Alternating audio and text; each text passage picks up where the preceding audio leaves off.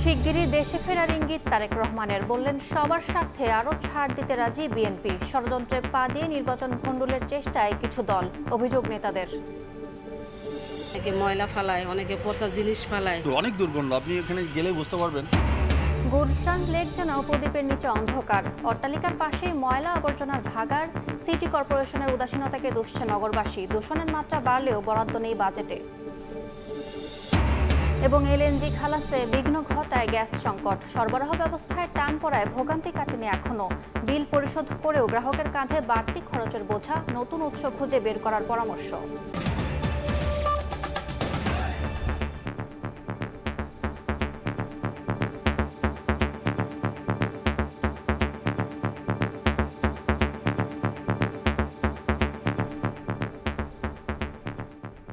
ভোরের সময় সঙ্গে আছি আমি ইয়াসমিন অনন্যা। শিগগিরই দেশে ফেরার ইঙ্গিত দিলেন বিএনপির ভারপ্রাপ্ত চেয়ারম্যান তারেক রহমান। দেশ ও জনগণের স্বার্থে তার দল অনেক ত্যাগ স্বীকার করেছে উল্লেখ করে তিনি বলেন, প্রয়োজনে আরও ছাড় দিতে রাজি বিএনপি। এদিকে দলটির জ্যেষ্ঠ নেতারা অভিযোগ করেছেন, শেখ হাসিনার ষড়যন্ত্রে পা দিয়ে কিছু দল নির্বাচন ভণ্ডুলের চেষ্টা করছে।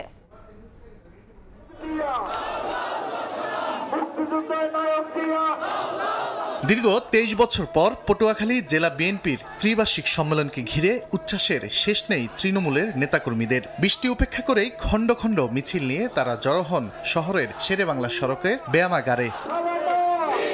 বুধবার বিকেলে এই আয়োজনের লন্ডন থেকে ভার্চুয়ালি যুক্ত হয়ে বক্তব্য রাখেন দলের ভারপ্রাপ্ত চেয়ারম্যান তারেক রহমান। দেশ ও জনগণের স্বার্থে বিএনপি অনেক ত্যাগ স্বীকার করেছে উল্লেখ করে তিনি বলেন, আরও ছাড় দিতে রাজি তার দল। গণতন্ত্র প্রতিষ্ঠায় সহনশীলতা বজায় রাখার আহ্বান জানিয়ে তারেক রহমান বলেন, সম্মান জানাতে হবে ভিন্নমত পোষণকারীদেরও। বক্তব্যে শীঘ্রই দেশে ফেরার ইঙ্গিত দেন তারেক রহমান। আমরা আমাদের নীতি, আদর্শ, লক্ষ্য, উদ্দেশ্য অবশ্যই আমরা জনগণের কাছে পৌঁছাবো। আমাদের সবকিছুর সিদ্ধান্ত নেওয়ার মালিক, রাজনৈতিক লক্ষ্য উদ্দেশ্য সবকিছু সিদ্ধান্ত নেওয়ার মালিক জনগণ। কিন্তু আমরা ছাড় দেওয়ার এই অর্থ নয় যে আমরা অন্য কিছুর ব্যাপারে ছাড় দিচ্ছি। সিদ্ধান্ত নেবে জনগণ। আমরা সকলের কথা শুনবো। কাউকে যদি কিছু ছাড় দিতে হয় আমরা অবশ্যই দেশের স্বার্থে, গণতন্ত্রের স্বার্থে, জনগণ স্বার্থে আমরা দিব। কিন্তু আমরা আমাদের লক্ষ্য উদ্দেশ্য জনগণের কাছে নিয়ে যাব। প্রিয় সহকর্মীবৃন্দ, আপনাদের সাথে শীঘ্রই ইনশাল্লাহ দেশের মাটিতে ইনশাল্লাহ দেখা হবে। একই দিন দুপুরে ময়মনসিংহ জেলার নেতাকর্মীদের নিয়ে বিএনপির প্রতিষ্ঠাতা জিয়াউর রহমানের সমাধিতে শ্রদ্ধা জানান দলের স্থায়ী কমিটির সদস্য নজরুল ইসলাম খান। বিএনপি মুদ্রার এপিঠ ওপিঠ জামায়াত ইসলামীর এমন মন্তব্যের জবাবে তিনি বলেন, এটি ঐক্যের প্রক্রিয়াকে বাধাগ্রস্ত করছে। কারা গণতন্ত্রের জন্য আপোষহীন এটাও জনগণ জানে। কাজে অন্য কোনো রাজনৈতিক দল কোনো কথা বলবে আর সেটা জনগণ গ্রহণ করবে আমরা এটা মনে করি না। বরঞ্চ এইসব কথা বলে তারা তাদের নিজেদের গ্রহণযোগ্যতাকে প্রশ্ন সম্মুখীন করছে। এদিকে নারায়ণগঞ্জে আলোচনা সভায় বিএনপির ভাইস চেয়ারম্যান শামসুজ্জামান দুদু বলেন, কোন দল এবং ব্যক্তি হাসিনার ষড়যন্ত্রে পা দিয়ে নির্বাচন ভণ্ডুল করতে চাচ্ছে। হাসিনা চায় নির্বাচন না হোক। তানভীর হাসান মেঘ, সময় সংবাদ, ঢাকা। আনুপাতিক পদ্ধতিতে নির্বাচন করতে হলে সংসদের সিদ্ধান্ত প্রয়োজন। যে কোনো মৌলিক পরিবর্তনের জন্য জনগণের ভোটে নির্বাচিত সংসদ প্রয়োজন। লিয়াজো কমিটির বৈঠক শেষে কথা জানিয়েছেন বিএনপির স্থায়ী কমিটির সদস্য আমির খসরু মাহমুদ চৌধুরী। বিকেলে গুলশানে বিএনপি চেয়ারপারসনের কার্যালয়ে যুগপথ আন্দোলনের শরিক বাংলাদেশ জন অধিকার পার্টি, বিজেপি, আমজনতার দল ও গণতান্ত্রিক বাম দলের সঙ্গে বৈঠক করেন বিএনপির লিয়াজো কমিটির সদস্যরা। এতে সভাপতিত্ব করেন আমির খসরু মাহমুদ চৌধুরী। বৈঠক শেষে শরিক দল বিজেপির চেয়ারম্যান আন্দালিব রহমান পার্থ বলেন, সংখ্যানুপাতিক পদ্ধতি দেশের প্রেক্ষাপটে বাস্তবসম্মত নয়। এর আড়ালে নির্বাচন পেছানোর ষড়যন্ত্র হচ্ছে কিনা তা নিয়ে আশঙ্কা প্রকাশ করেন তিনি।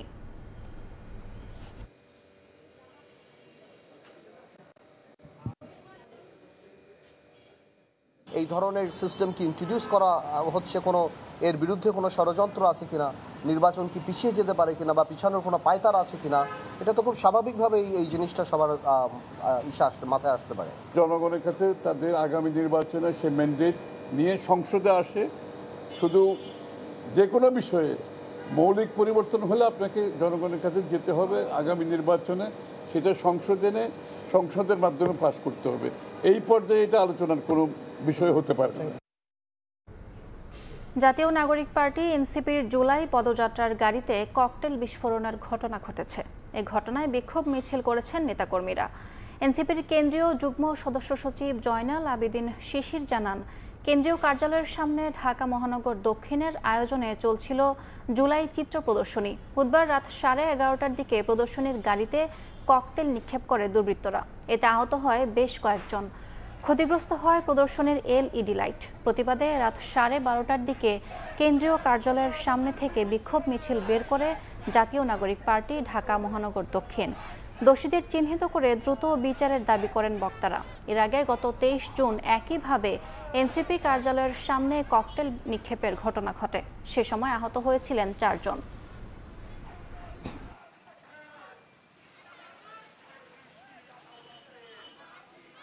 সংস্কার নিশ্চিত করতে হবে।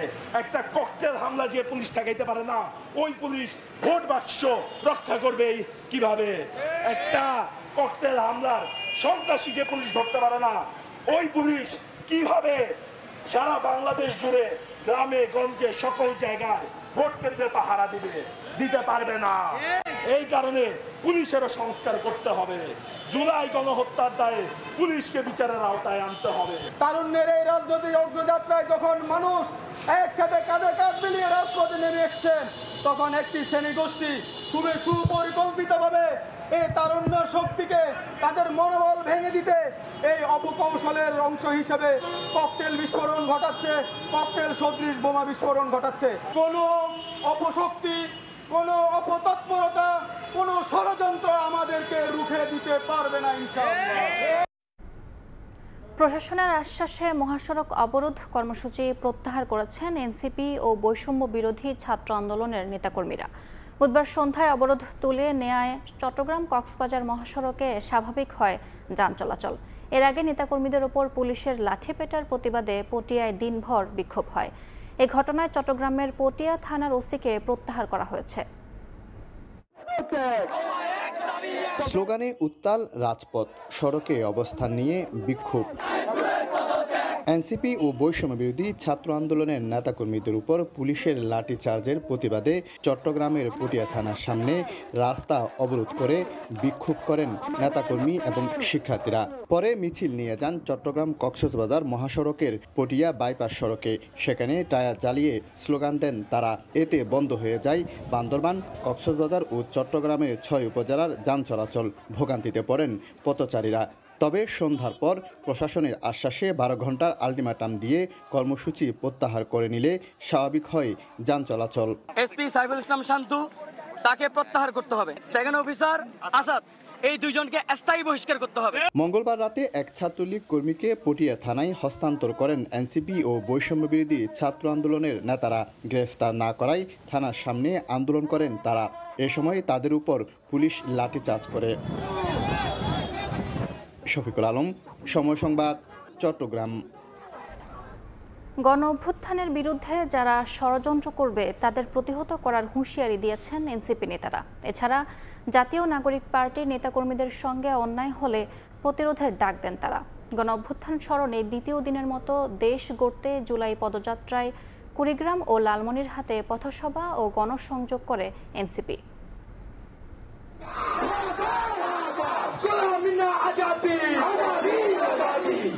বছর ঘুরে ফিরে এসেছে রক্তাক্ত জুলাই। অভ্যুত্থানের বর্ষপূর্তি উপলক্ষে মাসব্যাপী কর্মসূচি নিয়েছে এনসিপি। এরই অংশ হিসেবে লালমনিরহাট ও কুড়িগ্রামে পথসভা করেন জাতীয় নাগরিক পার্টির শীর্ষ নেতারা। নতুন বাংলাদেশে নতুন করে চাঁদাবাজ হতে দেয়া হবে না বলে জানিয়েছেন এনসিপির দক্ষিণাঞ্চলের মুখ্য সংগঠক হাসনাত আব্দুল্লাহ। কোনো দুর্নীতিবাজদের প্রশ্রয় দেয়া যাবে না বলে হুঁশিয়ারি দেন তিনি। নতুন বাংলাদেশে আর নতুন করে চাঁদাবাজ হতে দেওয়া হবে না। আলেমদের থেকে মাইক কেড়ে নিবে এমন বাংলাদেশে ফিরে যাওয়া যাবে না। কোন দুর্নীতিবাজার প্রশ্রয় দেওয়া যাবে না। এনসিপির আহ্বায়ক নাহিদ ইসলাম বলেন, কেউ যদি গণ অভ্যুত্থানের বিরুদ্ধে ষড়যন্ত্র করে তাদের প্রতিহত করা হবে। এই গণ অভ্যুত্থানকে যারা ব্যর্থ করতে যাচ্ছে, এই গণ অভ্যুত্থানের বিরুদ্ধে যারা ষড়যন্ত্র করতে যাচ্ছে, তাদের বিরুদ্ধে প্রতিহত আমরা করব 3 আগস্ট শহীদ মিনারে। পদযাত্রা শেষে লালমনিরহাটে এনসিপি নেতারা দাবি জানান, নির্বাচনী রোডম্যাপের মতো বিচার ও সংস্কারেও সময়সীমা বেঁধে দিতে হবে। রাজনৈতিক দলগুলোকে বলতে চাই, আপনারা যেভাবে টাইম ফ্রেম দিয়ে নির্বাচন চাচ্ছেন, ঠিক একইভাবে টাইম ফ্রেম দিয়ে আপনারা বিচার এবং সংস্কার চান। বিচার সংস্কার এবং নতুন সংবিধানের মধ্যে দিয়ে যেতে হবে। কেবল একতরফা নির্বাচন করা হলে, কোন ধরনের সংস্কার না হলে আমরা জাতীয় নাগরিক পার্টি সেই নির্বাচনে অংশগ্রহণ করব না। আগামী ৩রা আগস্ট কেন্দ্রীয় শহীদ মিনারে এনসিপির ইস্তেহার ঘোষণায় ছাত্র জনতাকে অংশ নেওয়ার আহ্বান জানান নাহিদ ইসলাম। আব্দুর রশিদ জীবন, সময় সংবাদ। প্রথমবার সাজাপ্রাপ্ত হলেন সাবেক প্রধানমন্ত্রী শেখ হাসিনা। ২২৭ জনকে হত্যার লাইসেন্স পেয়েছি এমন বক্তব্যের জেরে আদালত অবমাননার মামলায় তাকে ৬ মাসের কারাদণ্ড দিয়েছেন আন্তর্জাতিক অপরাধ ট্রাইব্যুনাল। এদিকে আশুলিয়ায় হত্যার পর ৬ লাশ পোড়ানোর মামলার অভিযোগ আমলে নিয়েছেন বিশেষ ট্রাইব্যুনাল। এই মামলার আসামি সাবেক এমপি সাইফুল সহ ১৬ জন। এর মধ্যে পলাতক ৮ জনের বিরুদ্ধে গ্রেফতারি পরোয়ানা জারি করা হয়েছে। ২৭ জনকে মারার লাইসেন্স পেয়ে গেছি। গত বছরের ২৫ অক্টোবর গাইবান্ধার আওয়ামী লীগ নেতা শাকিল আকন্দ বুলবুলের সঙ্গে টেলিফোন কথোপকথনে ২২৭ জনকে মারার লাইসেন্স পেয়েছি বলে মন্তব্য করেছিলেন শেখ হাসিনা। পরে এই নিয়ে মামলা করে প্রসিকিউশন। হাজিরের জন্য নোটিশ, পত্রিকায় বিজ্ঞপ্তি দেওয়া হলেও কোনো কিছুরই তোয়াক্কা করেননি তিনি। এ ধরনের মামলায় পলাতক আসামির পক্ষে আইনজীবী নিয়োগের নজির না থাকলেও ন্যায় বিচারের স্বার্থে সরকারি খরচে শেখ হাসিনার পক্ষে আইনজীবী নিয়োগ দেওয়া হয়। বুধবার এই মামলার চূড়ান্ত শুনানি হয় আন্তর্জাতিক অপরাধ ট্রাইব্যুনাল ১-এ। ফাঁস হওয়া কথোপকথন শোনানো হয় বিচারক সহ উপস্থিত সবাইকে। সবকিছু বিবেচনা করে আদালত অবমাননার অভিযোগ প্রমাণিত হওয়ায় শেখ হাসিনাকে ৬ মাস এবং আওয়ামী লীগ নেতা শাকিল আকন্দ বুলবুলকে ২ মাসের কারাদণ্ড দেন বিশেষ ট্রাইব্যুনাল। এই অপরাধ চূড়ান্তভাবে প্রমাণিত হওয়ায় আন্তর্জাতিক অপরাধ ট্রাইব্যুনাল নাম্বার ১ শেখ হাসিনা এবং আসামি শাকিল আকন্দ বুলবুলকে দণ্ডিত করেছেন। তাজুল ইসলাম বলেন, শেখ হাসিনার হুমকিতে ভীত নয় তারা, তবে সাক্ষীদের নিরাপত্তা নিয়ে শঙ্কিত। বিশেষ করে তদন্তকারী কর্মকর্তারা, যারা সরকারি কর্মকর্তা, তাদেরকে যদি ভয় দেখানো হয় তাহলে এই মামলার তদন্ত কার্যে সেটা প্রভাব পড়বে। রায়ে ন্যায় বিচার নিশ্চিত হয়নি বলে দাবি করেছেন শেখ হাসিনার পক্ষে রাষ্ট্রনিযুক্ত আইনজীবী। আপনি রায়ে সন্তুষ্ট কিনা? জি না, সন্তুষ্ট না। এদিকে ৫ আগস্ট শেখ হাসিনার পতনের দিন ঢাকার আশুলিয়ায় হত্যার পর ৬ লাশ পোড়ানোর মামলায় আনুষ্ঠানিক অভিযোগ আমলে নিয়েছেন ট্রাইব্যুনাল ২। গ্রেফতারি পরোয়ানা জারি করা হয়েছে ঢাকা ১৯ আসনের সাবেক এমপি সাইফুল সহ ৮ আসামির বিরুদ্ধে। যারা নির্দেশ দিয়েছেন, যারা গুলি করেছেন এবং গুলির পরে যারা এই লাশে সরাসরি নিজ হাতে আগুন লাগিয়ে দিয়েছেন, তাদের সকলকেই এই মামলার আসামি হিসেবে অন্তর্ভুক্ত করা হয়েছে। মানিকগঞ্জ ১ আসনের সাবেক সংসদ সদস্য ও বাংলাদেশ ক্রিকেট বোর্ডের সাবেক পরিচালক নাইমুর রহমান দুর্জয়কে গ্রেফতার করা হয়েছে। বুধবার রাতে ঢাকার লালমাটিয়ায় নিজ বাসা থেকে বিশেষ অভিযানে তাকে গ্রেফতার করে মানিকগঞ্জ গোয়েন্দা পুলিশ। মানিকগঞ্জের দৌলতদিয়া ও সদর থানার ২টি মামলায় তাকে গ্রেফতার দেখানো হয় বলে নিশ্চিত করেছেন মানিকগঞ্জের পুলিশ সুপার ইয়াসমিন খাতুন। নাইমুর রহমান দুর্জয়ের বিরুদ্ধে ক্ষমতার অপব্যবহার, নিয়োগ, বাণিজ্য সহ দুর্নীতির মাধ্যমে অবৈধ সম্পদ অর্জনের অভিযোগ অনুসন্ধান করছে।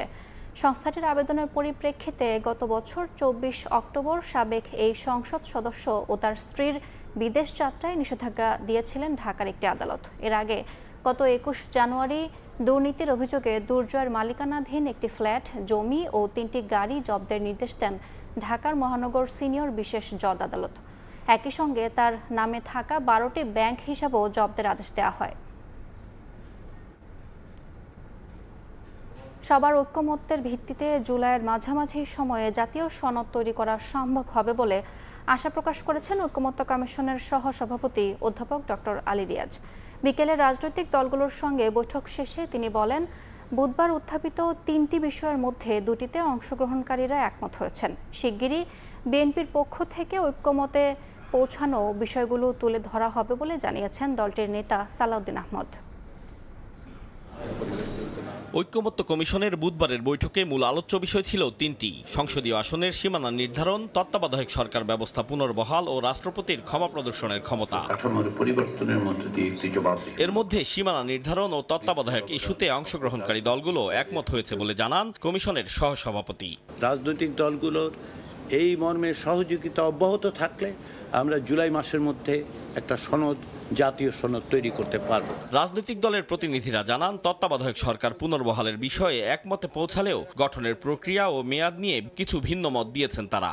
ভিন্ন মত এসেছে তত্ত্বাবধায়ক সরকারের অধীনে জাতীয় ও স্থানীয় সরকার নির্বাচন আয়োজন নিয়েও। তত্ত্বাবধায়ক সরকারের প্রধান কাজ শুধুমাত্র জাতীয় সংসদের একটি সুষ্ঠু, নিরপেক্ষ এবং অবাধ নির্বাচন অনুষ্ঠান করা। স্থানীয় সরকার নির্বাচনের জন্য তত্ত্বাবধায়ক সরকারের সেই সময়টা যথেষ্ট নয়। রাজনৈতিক দলগুলো যেগুলো পার্লামেন্টকে রিপ্রেজেন্ট করে তাদের সমন্বয়ে আলোচনার মাধ্যমে একজন ব্যক্তিকে প্রধান উপদেষ্টা করা হবে। ত্রয়োদশ সংশোধনীর মাধ্যমে যেই তত্ত্বাবধায়ক সরকার ব্যবস্থা প্রবর্তন করা হয়েছিল সেখানে বিচারালয়কে টেনে এনে বিচারাঙ্গনকে যে রাজনীতিকীকরণ করার ব্যবস্থা করা হয়েছিল সেটার বিরুদ্ধে আমরা অবস্থান নিয়েছি। ছোটখাটো কয়েকটা বিষয়ে আমরা একমত হয়েছি, কিন্তু মাদার অর্গানাইজেশনটা কিভাবে গঠিত হবে সেইখানে ঐক্যমত হওয়াটা বেশি জরুরি। বৈঠক চলাকালে বিএনপির স্থায়ী কমিটির সদস্য সালাউদ্দিন আহমদ বলেন, এ পর্যন্ত কমিশনের উত্থাপিত বিষয়গুলোতে তার দলের একমত ও দ্বিমতের বিষয়গুলো তুলে ধরা হবে। আমরা এই পর্যন্ত সর্বোচ্চ সহযোগিতা করে জাতীয় ঐক্যমত সৃষ্টির জন্য চেষ্টা করে এসেছি। অন্যান্য বিষয়গুলো আমি আজকে বিস্তারিত এই জন্যই বলছি যে আমাদের দলের নামে বা বিএনপির জন্য সহযোগিতা হচ্ছে না, এই তকমাটা যেন আমাদের না লাগে। নানা অপপ্রচার চললেও ঐক্যমত্য কমিশন সহ অন্যান্য সংস্কার কমিশনের অধিকাংশ বিষয়েই বিএনপি একমত হয়েছে বলেও উল্লেখ করেন সালাউদ্দিন। বিমূর্তভাবে আতাউর কাউসার, সময় সংবাদ, ঢাকা। ৩ জুলাই কোটা বাতিল সহ 4 দফা দাবি তুলে ধরেন শিক্ষার্থীরা। এরপর প্রতিটি দিন শিক্ষার্থীদের সামনে নিত্য নতুন চ্যালেঞ্জ নিয়ে হাজির হলেও নিজেদের দাবি আদায়ে অনড় ছিলেন কোটা বিরোধী আন্দোলনের নেতারা। আজ দেখে নেব কোটা আন্দোলনকে ঘিরে গত বছরের এই দিনের ঘটনা প্রবাহ। মাইমুনা হায়দার চৌধুরীর প্রতিবেদনে। ৩রা জুলাই দুপুর ২:৩০টায় ঢাকা বিশ্ববিদ্যালয়ের কেন্দ্রীয় লাইব্রেরির সামনে থেকে গণপদযাত্রা শুরু করেন বিভিন্ন বিশ্ববিদ্যালয়ের কয়েক হাজার শিক্ষার্থী। বৃষ্টি উপেক্ষা করে কোটা বিরোধী স্লোগান দিতে দিতে শাহবাগের দিকে এগুতে থাকে শিক্ষার্থীদের স্রোত।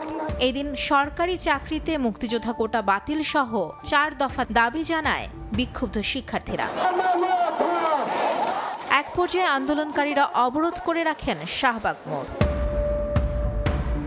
একই দাবিতে ঢাকার বাইরের বিভিন্ন সড়ক অবরোধ করে বিক্ষোভ করেন বিভিন্ন বিশ্ববিদ্যালয়ের শিক্ষার্থীরা। ঘোষিত 4 দফা দাবি বাস্তবায়িত না হলে দেশ জুড়ে লাগাতার আন্দোলনের হুঁশিয়ারি দেন তারা। মাইমুনা হায়দার চৌধুরী, সময় সংবাদ, ঢাকা।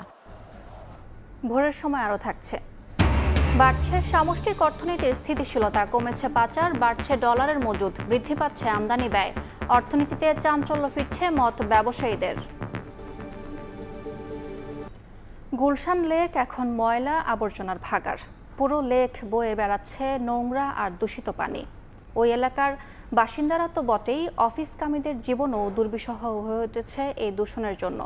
নগরবাসীর অভিযোগ, সিটি কর্পোরেশনে বারবার ধর্ণা দিয়েও মিলছে না প্রতিকার। নগর কর্তৃপক্ষ জানিয়েছে 2025-26 অর্থবছরে খাল পরিষ্কার কার্যক্রমে 35 কোটি টাকা বরাদ্দ দেওয়া হলেও গুলশান লেকের জন্য নির্দিষ্ট কোনো বাজেটই রাখা হয়নি। ওমর ফারুকের ক্যামেরায় তাসনিয়া নিশাত মিমের রিপোর্ট।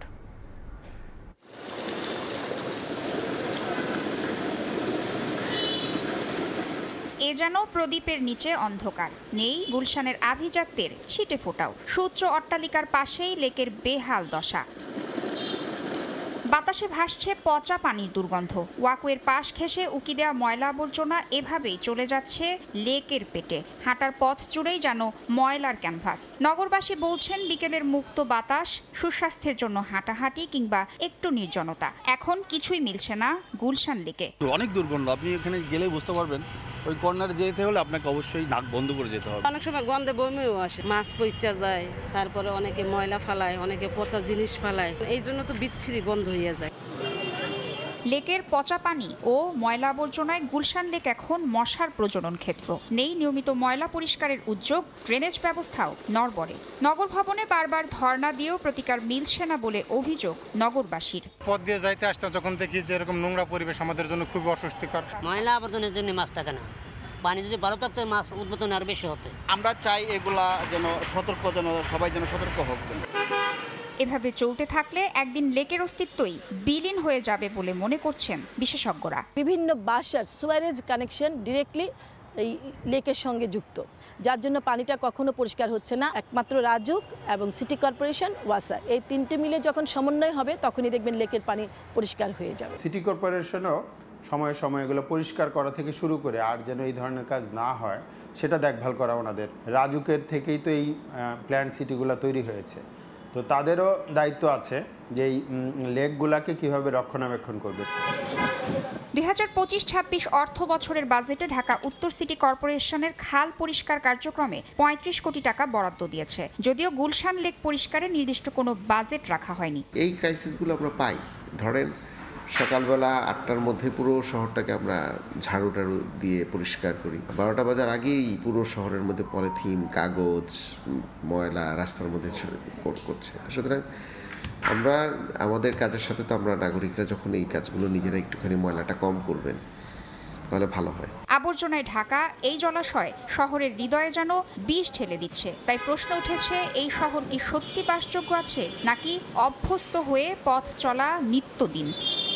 প্রতিদিন এই লেকের ধার দিয়ে হেঁটে চলাচল করেন শত শত মানুষ, কিন্তু সেই চলার পথে বাধা হয়ে দাঁড়িয়েছে এখানকার ময়লা, দুর্গন্ধ আর অব্যবস্থাপনা।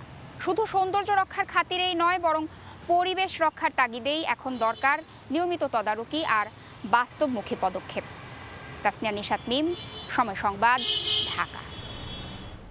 এমনিতেই গ্যাস সংকটে নাকাল গোটা দেশ, এর মধ্যে বৈরী আবহাওয়ায় আমদানি করা এলএনজি খালাসে বিঘ্ন ঘটায় টান পড়ে সরবরাহ ব্যবস্থায়। ফলে গ্যাসের জন্য এখনও হাহাকার চলছে ঘরে বাইরে সবখানে। বাসাবাড়ি, ফিলিং স্টেশন থেকে শুরু করে শিল্প কারখানা, কোথাও নেই গ্যাসের চাপ। বিশ্লেষকরা বলছেন, সমস্যা সমাধানে এলএনজির নতুন উৎস খুঁজে বের করা উচিত। ওমর ফারুকের ছবিতে রৌনক নিয়ন্তার প্রতিবেদন। ভাত রান্না করতে অলরেডি 2 ঘন্টা। 150 প্রেসার, এই প্রেসারে গ্যাস নিয়ে তো আমাদের হয় না। মালিকের কারেন্ট বিল যা আছে তেলটা হয় না। বৈরী আবহাওয়া হলেই বিঘ্নিত হচ্ছে মহেশখালীতে অবস্থিত সাগরে ভাসমান এলএনজি টার্মিনাল থেকে গ্যাস সরবরাহ। এতে দুর্ভোগ বাড়ছে গ্রাহকদের। এমন বাস্তবতায় দেশ জুড়ে এখনো চলছে গ্যাসের জন্য হাহাকার। রান্নার গ্যাসটুকুও যেন সোনার হরিণ। আগারগাঁওয়ের এই বাড়ির মতো রাজধানীর প্রায় সব এলাকার একই দশা। বছর যাবতীয় কি শুধু চেষ্টাই করা হচ্ছে? রাতে 2টা দিকে আমাদের রান্না করতে হয়। বাচ্চাদের কি সে বাসি খাবারটা খাওয়ানো যায়? রান্না বাড়া করে অফিসে যাওয়াটা টাফ হয়ে যাচ্ছে। কিন্তু বছরের পর বছর ধরে এই সমস্যা তো নিত্যসঙ্গী ঢাকাবাসীর। সবচেয়ে বেশি ভোগান্তিতে মিরপুর 12, পল্লবী, খিলগাঁও, ফার্মগেট, হাতিরপুল ও রামপুরার বাসিন্দারা। অনেকে বাধ্য হয়ে ভরসা রাখছেন মাটির চুলায়। লাড়কি 15 টাকা কেজি লাড়কি দিয়ে না রান্না হয়। মিট করে মন যে মোমবাতি জ্বলে 4-5 বছর ধরে বেশি জ্বলতেছি, এই সমস্যাটা বেশি। গ্যাস একদম স্লো। আর যেসব বাড়িতে আপনার কার্ড নাই ওইসব বাড়িতে আরো বেশি সমস্যা। শুধু কি বাসাবাড়ি, ফিলিং স্টেশন থেকে শুরু করে শিল্প কারখানা, কোথাও নেই গ্যাসের চাপ। 150 প্রেসার, এই প্রেসারে গ্যাস নিয়ে তো আমাদের হয় না, বারবার গ্যাস নিতে হয়। 2 ঘন্টা 3 ঘন্টা করে গ্যাস পাই 100 টাকা, 80 টাকা। হবে কিভাবে? গাড়ি জমা উঠাতে পারি না। রাত আর দিন নাই, সবসময় সিরিয়াল থাকে পাম্পে। তো 200, 250, 300 টাকার গ্যাস দিতে, সেটার জন্য আমার মনে হয় প্রতিটা গাড়ি 100-150 টাকার গ্যাস আপনার এখানে খরচ করছে, পাশাপাশি 2-3 ঘন্টা সময় দিচ্ছে। গ্রাহকরা বলছেন, গ্যাস সংকট থাকলেও বিল পরিশোধ করতে হচ্ছে নিয়মিতই। বিকাল 3টা-4টার দিকে আপনার শুধু 50 এসে পড়বে, মানে একটু লো প্রেসার। মালিকের কারেন্ট বিল যা আছে তেলটা হয় না। বিশেষজ্ঞরা বলছেন, সমস্যা সমাধানে এলএনজির নতুন উৎস খুঁজে বের করা উচিত। সবকিছু হিসাব করলে মানুষ এলএনজির থেকেও বেশি দামে এই গ্যাস কেনে। একদিকে সরকারের উপেক্ষা অবহেলা, অন্যদিকে আমাদের প্রতিবাদী না হওয়া, সরকারি কর্তৃপক্ষের অপরাধ হিসেবে চিহ্নিত না করার অক্ষমতা। এই অবস্থার কারণে আমরা কোনো অবস্থা থেকেই অব্যবস্থা থেকে আমরা পরিত্রাণ পাচ্ছি না। বর্তমানে বিদ্যমান গ্যাসের চাহিদার 30%-এরও বেশি পূরণ করছে এলএনজি। রৌনক নিয়ন্তা, সময় সংবাদ, ঢাকা। 6 মাসের জন্য নিউমোরিং কন্টেইনার টার্মিনালের দায়িত্ব পাচ্ছে বাংলাদেশ নৌবাহিনী। একই সঙ্গে স্থায়ী অপারেটর নিয়োগের সিদ্ধান্তের ভার চট্টগ্রাম বন্দর কর্তৃপক্ষকে দিয়েছে সরকার। নৌ পরিবহন উপদেষ্টা বলেছেন, ডিপি ওয়ার্ল্ডের মতো বিদেশি বড় কোম্পানিকে দায়িত্ব দিলেও জনবল নিয়োগ হবে বাংলাদেশ থেকে। আর বন্দরের চেয়ারম্যান জানান, বিদেশি কোম্পানিকে কন্টেইনার টার্মিনাল পরিচালনার দায়িত্ব দিলে সক্ষমতা বাড়বে।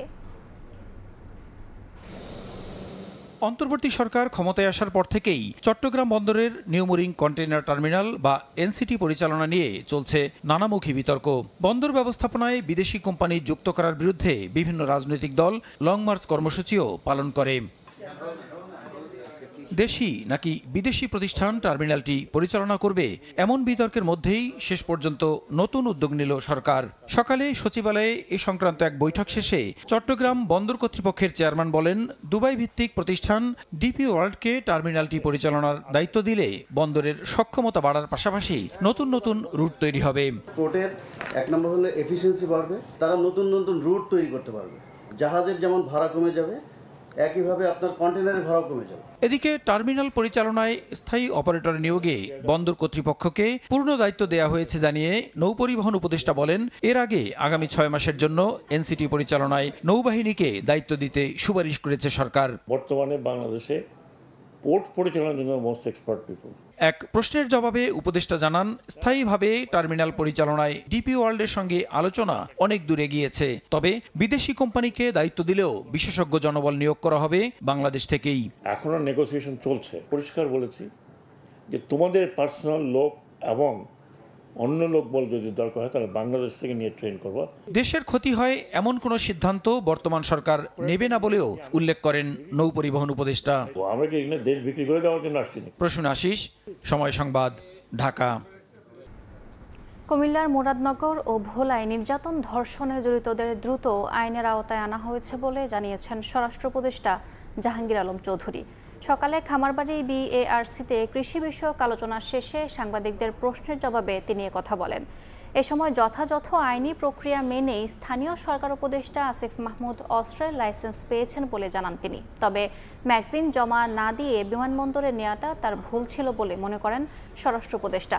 এছাড়াও কৃষির বিষয়ে বলেন, সবজি সংরক্ষণের জন্য সারা দেশে ছোট বড় 100টি কোল্ড স্টোরেজ করার কাজ করছে সরকার। প্রতিরোধের ব্যবস্থা দেখতে আমরা কিন্তু সবাই সাথে সাথে আইনের আওতায় নিয়ে আসছি। আপনারা বলতে পারবেন একটা লোকের আমরা আইনের আওতায় আনি নাই। স্পিকার, ডেপুটি স্পিকার, মন্ত্রী, প্রতিমন্ত্রী, উপমন্ত্রী, সমপর্যায়ে সম্পন্ন ব্যক্তিবর্গ, সংসদ সদস্য, সিটি কর্পোরেশন, মেয়র অবলিক ক শ্রেণী পৌরসভার মেয়র ব্যক্তিদের ক্ষেত্রে বয়সের বাধ্যবাধকতাও থাকবে না। সিকিউরিটি ব্যবহার করতে পারবেন কিনা এটা তো আমি গতকালকে বলছি, এটা একটা ভুল। ভোরের সময় আরও থাকছে। দক্ষিণাঞ্চলে ফের চোখ রাঙাচ্ছে ডেঙ্গু। উচ্চ সংক্রমণ ঝুঁকিতে খুলনা বিভাগের একাধিক জেলা, মোকাবিলায় নেই পর্যাপ্ত প্রস্তুতি। পরিস্থিতি ভয়াবহ হওয়ার আশঙ্কা। গণ অভ্যুত্থানে সরকার পরিবর্তনের পর সামষ্টিক অর্থনীতিতে বাড়ছে স্থিতিশীলতা। নিয়ন্ত্রণ উঠিয়ে নেয়ার বৃদ্ধি পাচ্ছে আমদানি ব্যয়। সদ্য শেষ হওয়া অর্থবছরে বেড়েছে প্রায় 12.5%। কেন্দ্রীয় ব্যাংক বলছে, ডলারের মজুদ বৃদ্ধিতে আমদানি ব্যয় বাড়ানো গেছে। এতে অর্থনীতিতেও চাঞ্চল্য ফিরছে বলে মত ব্যবসায়ীদের। সাইফুল ইসলামের রিপোর্ট। রিজার্ভের পতন ঠেকাতে ডলার ব্যয় কমানোর জন্য আমদানির গলা চেপে ধরেছিল বিগত সরকার। নিত্যপণ্য ও জ্বালানি ছাড়া নিয়ন্ত্রণ করা হয় অন্যান্য পণ্য আমদানি। গণ অভ্যুত্থান পরবর্তী অন্তর্বর্তী সরকার দায়িত্ব গ্রহণের পর বাড়ছে রেমিটেন্স ও রফতানি, কমছে অর্থ পাচার। এতে রিজার্ভ তথা ডলারের মজুদ বাড়ায় প্রত্যাহার হয়েছে আমদানি নিয়ন্ত্রণ, বাড়ছে আমদানি ব্যয়। কেন্দ্রীয় ব্যাংক জানাচ্ছে 2024-25 অর্থবছরে ব্যয় ছিল 7,114 কোটি ডলার, বছর ব্যবধানে যা প্রায় 12.5% বেশি। অন্যদিকে ঋণপত্র খুলতে ব্যয় হয়েছে 7,007 কোটি ডলার। রিজার্ভ পজিশনটা যথাযথভাবে সংরক্ষণ করতে সক্ষম হচ্ছি। আবার সরকারি বিভিন্ন মেগা প্রজেক্টে যেগুলো কিস্তি ছিল সেগুলো ব্যাংকগুলো পরিশোধ করছে, এবং খেলাপি ওখানে কিন্তু আমরা খেলাপি হচ্ছে না। এরপরেও নর্মাল যে ইম্পোর্ট এলসিগুলো সেগুলো আমরা প্রায় $71 বিলিয়ন এক বছরে পরিশোধ করছি। তার মানে অর্থনীতির একটা সক্ষমতার একটা পরিচয় পাওয়া যাচ্ছে। কেন্দ্রীয় ব্যাংক আরও জানাচ্ছে 14টি বিলাসী পণ্য ছাড়া বর্তমানে আমদানি নিয়ন্ত্রণ নেই। কমানো হয়েছে খোলা ঋণপত্রের বিপরীতে ব্যাংকে নগদ জমা দেওয়ার পরিমাণও। এই নীতিকে সমর্থন করে ব্যবসায়ীরা বলছেন, আমদানি বাড়লে অর্থনীতিতে চাঞ্চল্য বাড়ে। বিজনেসের যে টার্ন আউটটা হয় সেটাতে আমদানি বাড়লে আসলে সেটা আমাদের জন্য উপকারী হয়। তো ফলে যখন এক্সপোর্ট বাড়ে তো অবভিয়াসলি বাই ডিফল্ট আমদানিটা কিছুটা বেড়ে যাবে। ফলে আপনি যদি এক্সপোর্টের গ্রোথের সাথে আমদানির গ্রোথ মিলান এবং ওভারঅল যে একটা আটকানো একটা পরিস্থিতি ছিল সেটা থেকে যখন খুলছে সবকিছু মিলে আমি স্বাভাবিকভাবেই দেখছি আমদানিটাকে আর কি। বাংলাদেশ ব্যাংক বলছে, সামষ্টিক অর্থনীতির সঠিক ব্যবস্থাপনার ফলে ব্যবহারযোগ্য রিজার্ভের পরিমাণ বেড়ে $2000 কোটি হয়েছে। এতে গেল বছরের তুলনায় আমদানি ব্যয় বাড়লেও স্থিতিশীল আছে মুদ্রা বিনিময় হার। সাইফুল ইসলাম, সময় সংবাদ, ঢাকা। ভারতের আদানি পাওয়ারের বিদ্যুৎ বিলের বকেয়ার সবচেয়ে বড় কিস্তি পরিশোধ করেছে বাংলাদেশ। পিডিবি জানিয়েছে জুন মাসে এর পরিমাণ ছিল $43.70 লাখ। ভবিষ্যতে সময়মতো বিল পরিশোধ নিশ্চিত করতে 2 মাসের সমপরিমাণ বিলের একটি ঋণপত্র খোলা হয়েছে বলেও জানা গেছে। 2017 সালে আওয়ামী লীগ সরকার ভারতের আদানি পাওয়ারের সঙ্গে বিদ্যুৎ আমদানি চুক্তি করে, যেখান থেকে দেশের মোট চাহিদার 10% পূরণ হয়। তবে বকেয়া নিয়ে এরই মধ্যে হয়েছে নানা আলোচনা। জানা গেছে, সরবরাহ করা মোট বিদ্যুতের বিপরীতে বাংলাদেশের বড় অঙ্কের বকেয়া পড়েছে। জুনের মধ্যে যা পরিশোধ না করলে গুনতে হবে বিলম্ব সুদ। এমন বাস্তবতায় গেল মাসে আদানিকে $43.70 লাখ বকেয়া পরিশোধ করেছে বাংলাদেশ বিদ্যুৎ উন্নয়ন বোর্ড পিডিবি, যা বকেয়া বাবদ সবচেয়ে বড় কিস্তি। গত মাসে আমরা 437 মিলিয়ন দিচ্ছি, কিছু তো আছে, একেবারে 100% চালিয়ে।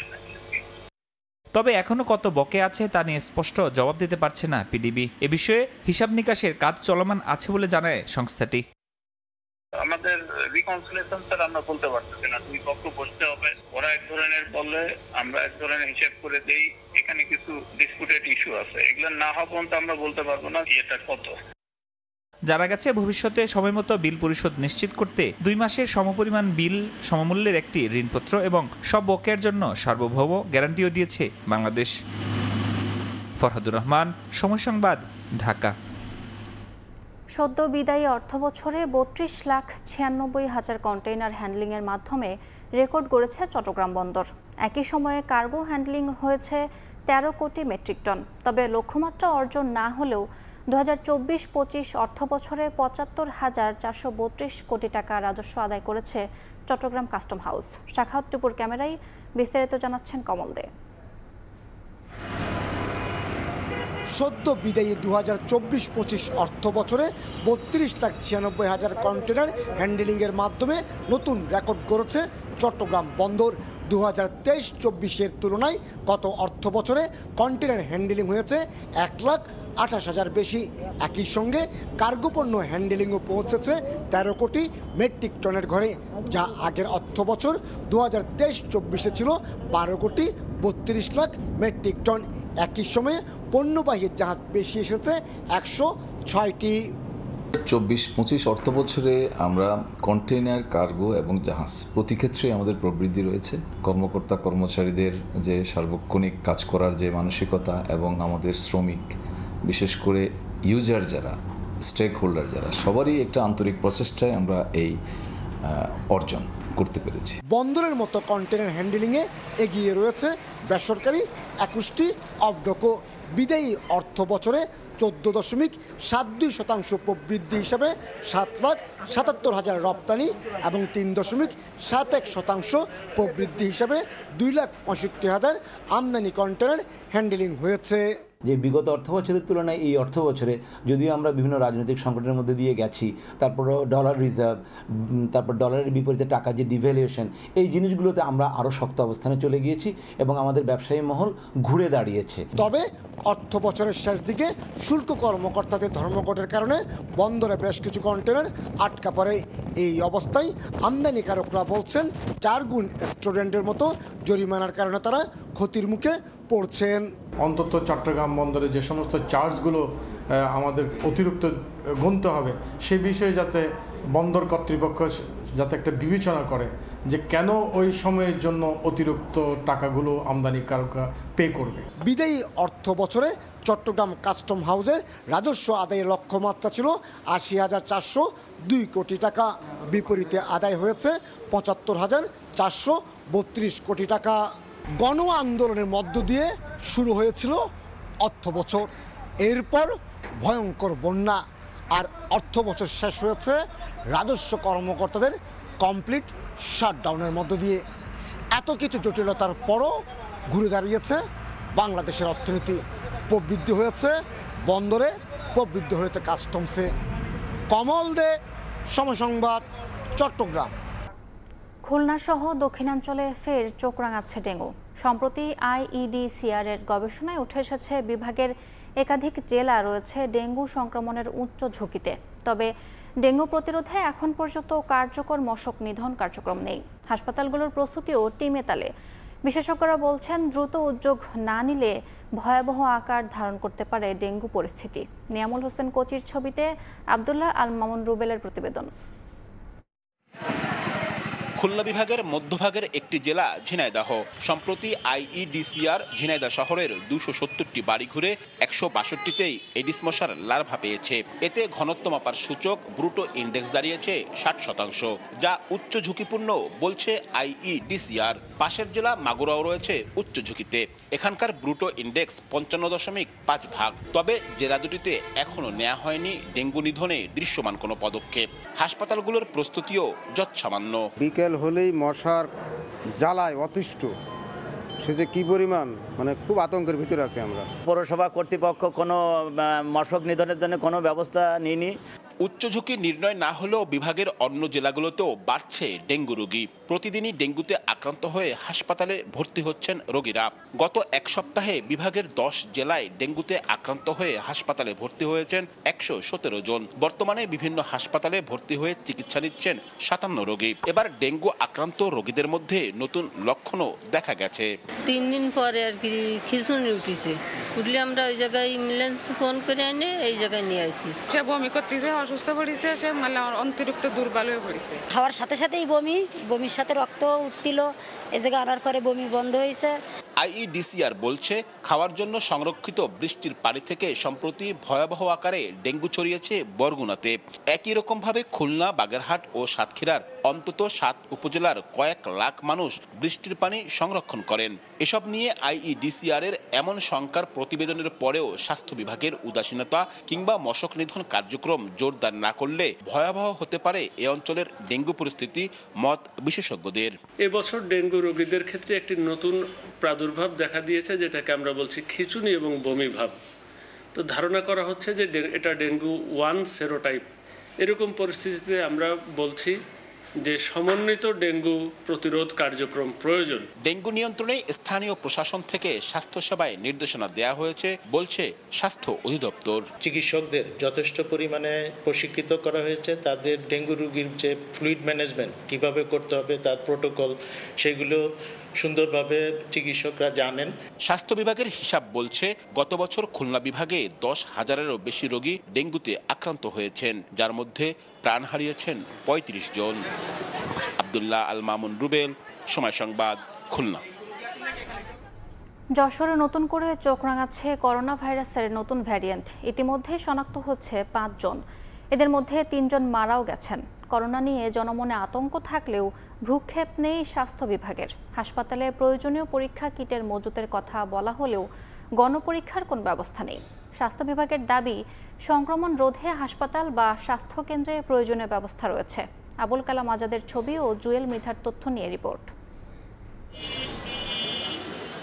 5 বছর আগে করোনা ভাইরাসের এক ভয়াবহ রূপ দেখেছিল বিশ্ববাসী। সম্প্রতি সেই মহামারী ফের নতুন রূপে দেখা দিয়েছে। যশোরে ইতিমধ্যে শনাক্ত হয়েছে 5 জন।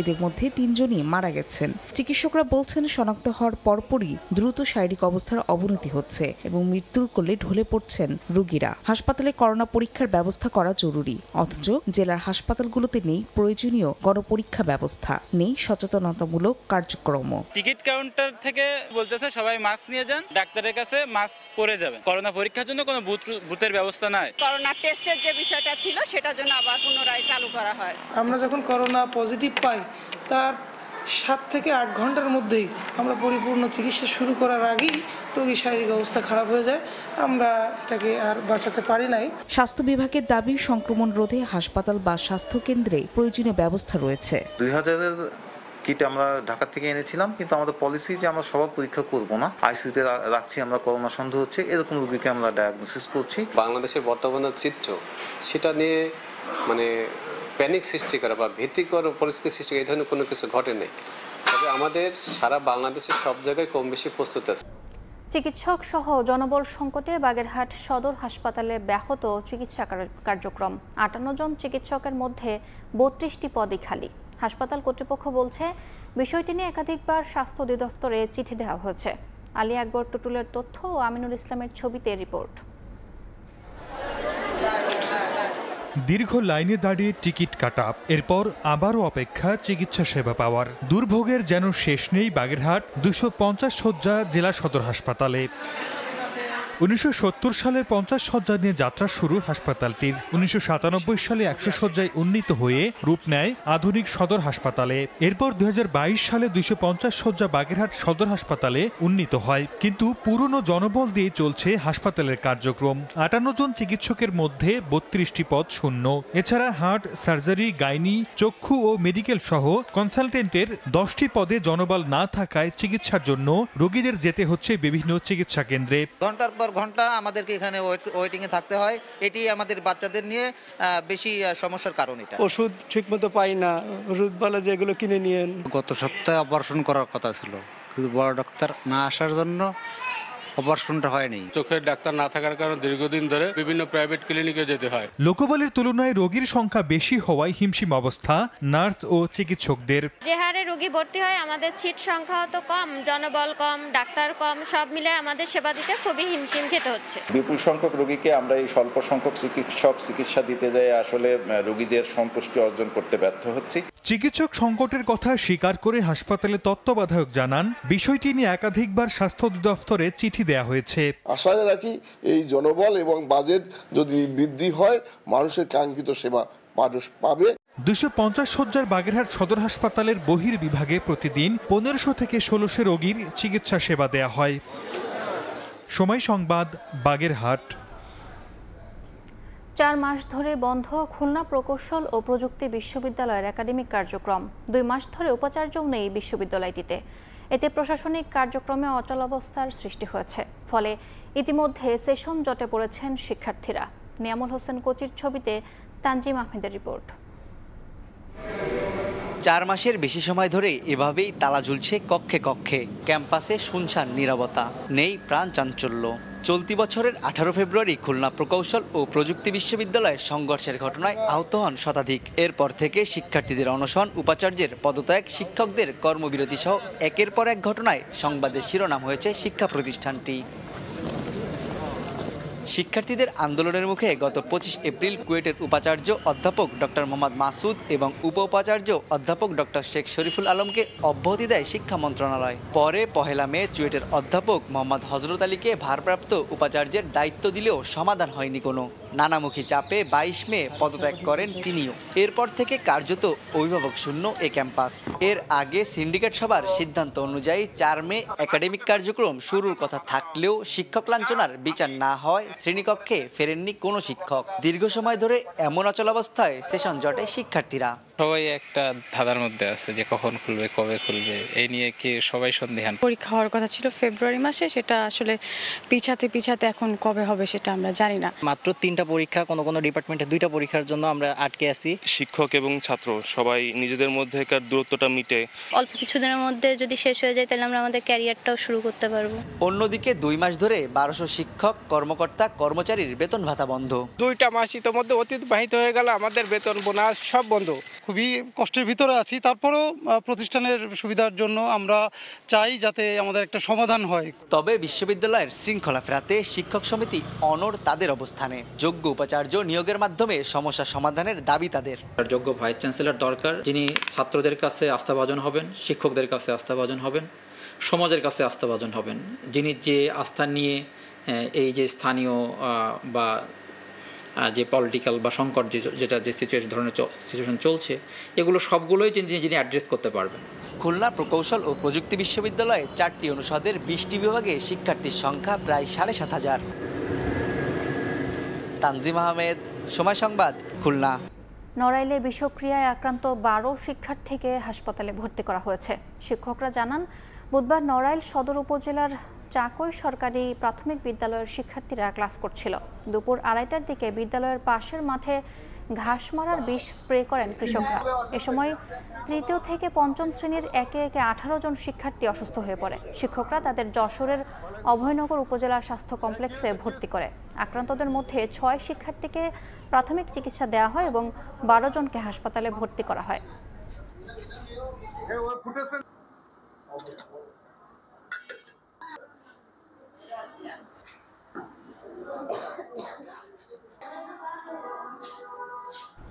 কুষ্টিয়ার পদ্মা নদীতে পানি বাড়ার সঙ্গে সঙ্গে দেখা দিয়েছে তীব্র ভাঙন। গত 1 সপ্তাহ ধরে ভেড়ামারা উপজেলার বাহিরচর ইউনিয়নে প্রায় 2.5 কিলোমিটার এলাকা জুড়ে নদীগর্ভে বিলীন হচ্ছে ফসলি জমি। হুমকির মুখে বিভিন্ন শিক্ষা প্রতিষ্ঠান, বসতভিটা, বাণিজ্যিক প্রতিষ্ঠান সহ পদ্মা নদী প্রতিরক্ষা বাধ্য। নির্ঘুম ও আতঙ্কে দিন কাটছে নদীপাড়ের বাসিন্দাদের। ভাঙন রোধে স্থায়ী বেড়িবাঁধ নির্মাণের আশ্বাস পানি উন্নয়ন বোর্ডের স্থানীয় কর্মকর্তার। বাবুল হোসেনের ক্যামেরায় এস.এম. রাশেদের রিপোর্ট।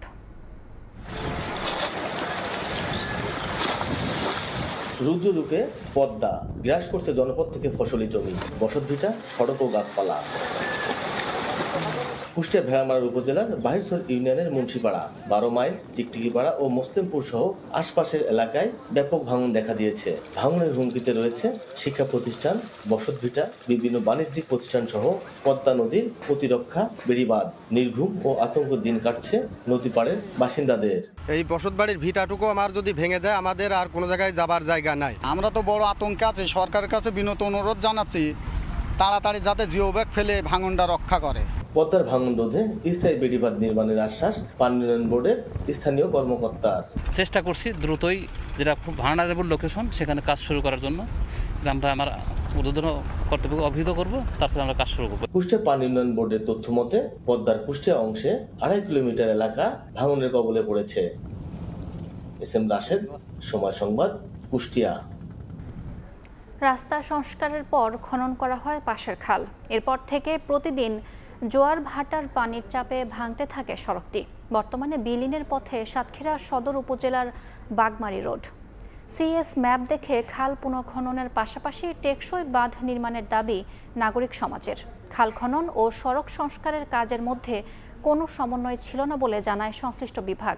মমতাজ আহমেদ বাপির পাঠানো তথ্য ও ছবি নিয়ে রিপোর্ট। ভেঙে গেছে সড়কের বেশিরভাগ অংশ, বাকি অংশে চলাচলেও সৃষ্টি হয়েছে ঝুঁকি।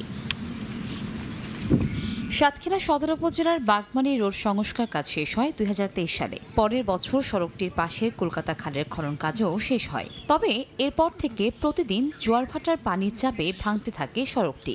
এর মধ্যে 1700 মিটার রাস্তায় 400 মিটার অংশ ভেঙে গেছে। এতে সড়কটি চলাচল অনুপযোগী হয়ে পড়েছে। এলাকাবাসী বলছেন, শীঘ্রই ভাঙন রোধে ব্যবস্থা না নিয়ে পুরো সড়কটি খালে বিলীন হয়ে যাবে। রাস্তার অর্ধেক অংশ ভেঙে খালের ভিতরে চলে যাচ্ছে। এজন্য এখানে ভারী কোনো পরিবহন চলাচল করতে পারছে না। আমরা ঠিকভাবে স্কুলেও আসতে পারতেছি না এই রাস্তার জন্য। উৎপাদন কর্তৃপক্ষের কাছে আমরা জোর দাবি জানাচ্ছি, আমাদের রাস্তাটার জন্য দ্রুত সংস্কার করে দেয়। সিএস ম্যাপ দেখে নতুন করে খাল পুনর্খনন করার পাশাপাশি টেকসই বাঁধ নির্মাণের দাবি নাগরিক সমাজের প্রতিনিধিদের। সিএস ম্যাপ দেখে এরা পুনরায় বড় আকারে এবং টেকসই আকারে খনন করা হোক এবং সাইডে বাঁধ দেওয়া হোক, তারপরে রাস্তা করা হোক, তা নাহলে এই রাস্তা থাকবে না। খাল খনন ও সড়ক সংস্কারের কাজের মধ্যে কোনো সমন্বয় ছিল না বলে জানায় দুটি বিভাগ। তবে এই বিষয়ে ব্যবস্থা নেওয়ার আশ্বাস সংশ্লিষ্ট কর্মকর্তাদের। আমরা যে সংশ্লিষ্ট নির্মাণকারী যে দায়িত্বশীল সংস্থা তাদের সাথে আলাপ করেছি, আমরা আশা করছি তারা ডেফিনেটলি সেটা ব্যবস্থা নেবে। খাল কাটার পরেই মূলত এখানে ভাঙন দেখা দিচ্ছে। রাস্তা যখন হয়েছে তখন খালটা ছিল অনেক ন্যারো। পানি উন্নয়ন বোর্ডের নির্বাহী প্রকৌশলী মহোদয়ের সাথে কথা বলেছি, উনি বলল যে ঠিক আছে, আমি ঢাকায় একটা প্রস্তাব পাঠাবো। এলজিইডি তথ্য মতে বাগমারি রোড সংস্কার কাজে ব্যয় হয় 1,46,00,000 টাকা। সময় সংবাদ, সাতক্ষীরা।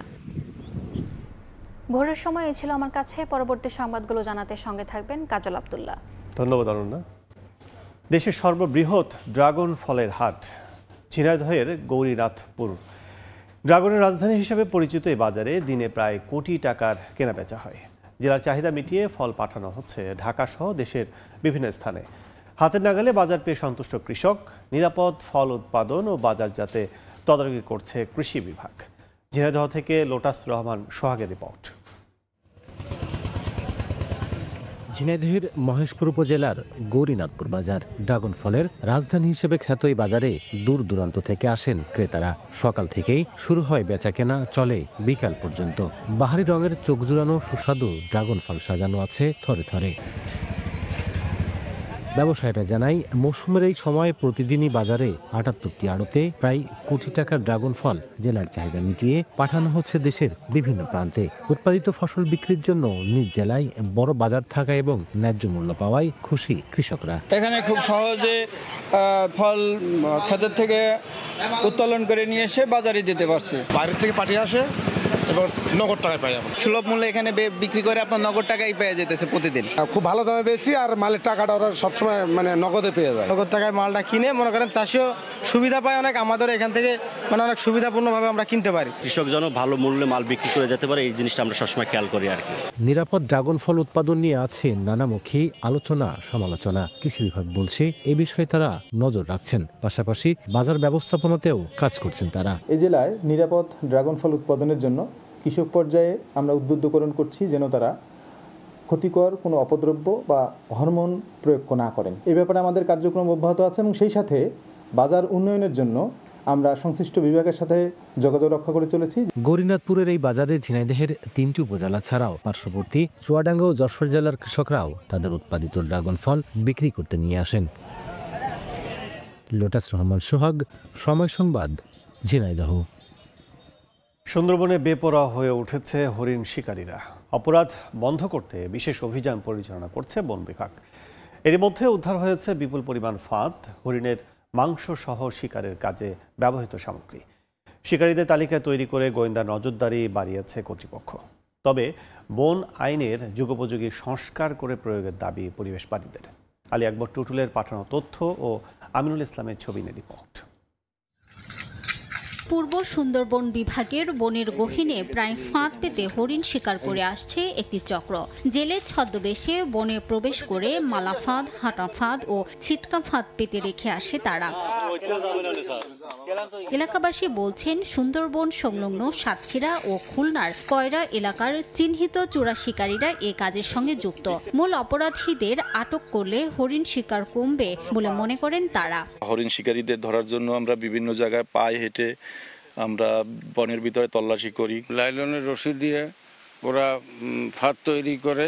অভিযানের মাধ্যমে প্রতিনিয়তই কিছু না কিছু ফাঁদ উদ্ধার করছি। হরিণও আমাদের একটা জাতীয় সম্পদ, আমরা চাই এই সম্পদটা টিকে থাকুক। হরিণ শিকার, বাঘ শিকার, শুয়োর শিকার এইটা বন্ধ হোক। বর্তমানে সুন্দরবনে সব ধরনের পাস বন্ধ থাকায় বন বিভাগ বিশেষ অভিযান পরিচালনা শুরু করে। গেল 2 মাসে বনের মধ্যে লুকিয়ে রাখা ৩,৫০০ ফাঁদ উদ্ধার এবং ৫৩টি ট্রলার ও নৌকা জব্দ করা হয়েছে। এছাড়া ৮৪ কেজি হরিণের মাংস, হরিণের 6টি মাথা উদ্ধার করে বন বিভাগ। হরিণ শিকারের দিকে যাচ্ছে কিংবা বন্যপ্রাণী শিকারের দিকে যাচ্ছে, এখন সেই জন্য আমাদের কার্যক্রম আমরা পরিবর্তন করেছি। সাধারণ মানুষকে উদ্বুদ্ধ করার জন্য আমরা সচেতনতামূলক প্রোগ্রাম করছি। স্কুল কলেজের স্টুডেন্টদেরকে নিয়ে চিত্রাঙ্কন প্রতিযোগিতার আয়োজন করেছি যেন তাদের মধ্যে সুন্দরবন বিষয়ে সচেতনতা বাড়ে। তবে এ অপরাধ কমাতে বন আইনের সংস্কার চান পরিবেশবাদীরা। এটাকে নিয়ন্ত্রণ করতে হলে আমাদেরকে ডিজিটাল তথ্য ভান্ডার রাখতে হবে।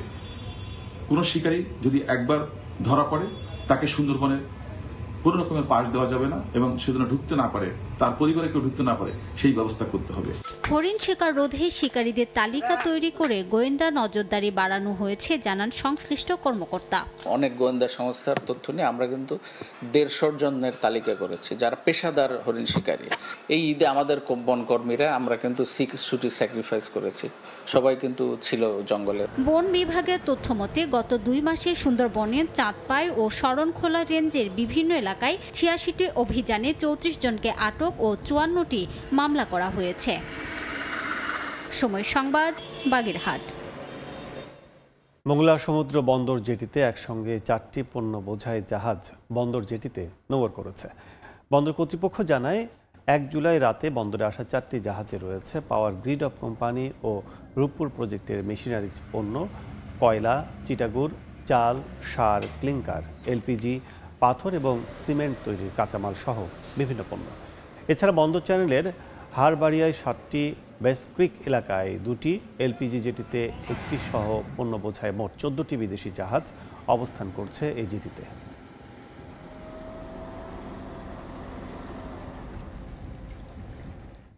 সাড়ে 5 মাস পর আবারও হিলি স্থলবন্দর দিয়ে ভারতে পণ্য রফতানি শুরু হয়েছে। বুধবার ম্যাঙ্গো ড্রিঙ্কস ও সুপারি রপ্তানির মধ্য দিয়ে কার্যক্রম শুরু হয়। এতে আশার আলো দেখছেন রফতানিকারকরা।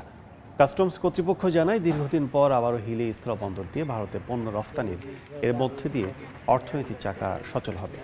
পণ্য যেন দ্রুত রফতানি হয় সে লক্ষ্যে সব ধরনের সহযোগিতা করার কথাও জানায় তারা।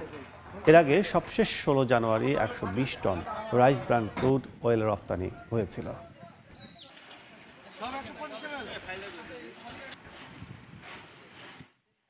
সাভারের নির্মাণাধীন 4টি ভবনের বর্ধিত অংশ ভেঙে দিয়েছে রাজধানী উন্নয়ন কর্তৃপক্ষের ভ্রাম্যমাণ আদালত। বুধবার গ্যান্ডা কবরস্থান রোড এলাকায় অভিযান চালান নির্বাহী ম্যাজিস্ট্রেট বেলায়েত হোসেন। এ সময় ভবনগুলো নিয়ম বহির্ভূতভাবে নির্মিত হওয়া, যথাযথ কর্তৃপক্ষের অনুমোদন না থাকায় কলামের রড কেটে দেওয়া হয়। কাজ বন্ধ রাখারও নির্দেশ দেওয়া হয়েছে।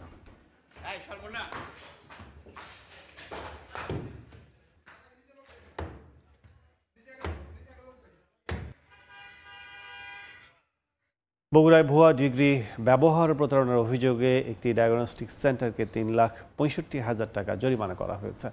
বুধবার শহীদ জিয়াউর রহমান মেডিকেল কলেজ হাসপাতালের সামনে নিউ এশিয়া ডায়াগনস্টিক সেন্টারে সেনাবাহিনীর সহযোগিতায় অভিযান পরিচালিত হয়। এ সময় প্রশাসন জানায় প্রতিষ্ঠানটির মালিক এমবিবিএস ডিগ্রিধারী হলেও নিজের নামের সঙ্গে বিভিন্ন ভুয়া ডিগ্রি ব্যবহার করে প্রতারণা করে আসছিল। এছাড়া ডিগ্রিবিহীন ব্যক্তিদের দিয়ে চিকিৎসা প্রদান এবং রোগীদের কাছে অতিরিক্ত অর্থ আদায়ের অভিযোগ প্রমাণ পায়। এসব অনিয়মের দায়ে 3,65,000 টাকা অর্থদণ্ড এবং অনাদায়ে 1 মাসের কারাদণ্ড প্রদান করা হয়। একই অভিযানে ভুয়া ডিগ্রি ব্যবহার করায় ডাক্তার SK সাজিদুল আলমকে 1,20,000 টাকা জরিমানা করা হয়েছে।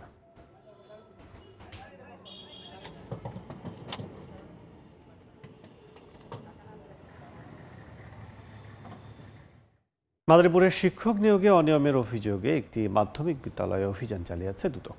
বুধবার বিকেলে কালকিনি উপজেলার উত্তর রমজানপুর মাধ্যমিক বিদ্যালয়ে অভিযানের নেতৃত্ব দেন সংস্থাটির সহকারী পরিচালক মোহাম্মদ আখতারুজ্জামান। তিনি জানান 2015 সালে বিদ্যালয়ের 4র্থ শ্রেণীর কর্মচারী ও সহকারী প্রধান শিক্ষক নিয়োগে অনিয়মের অভিযোগ ওঠে।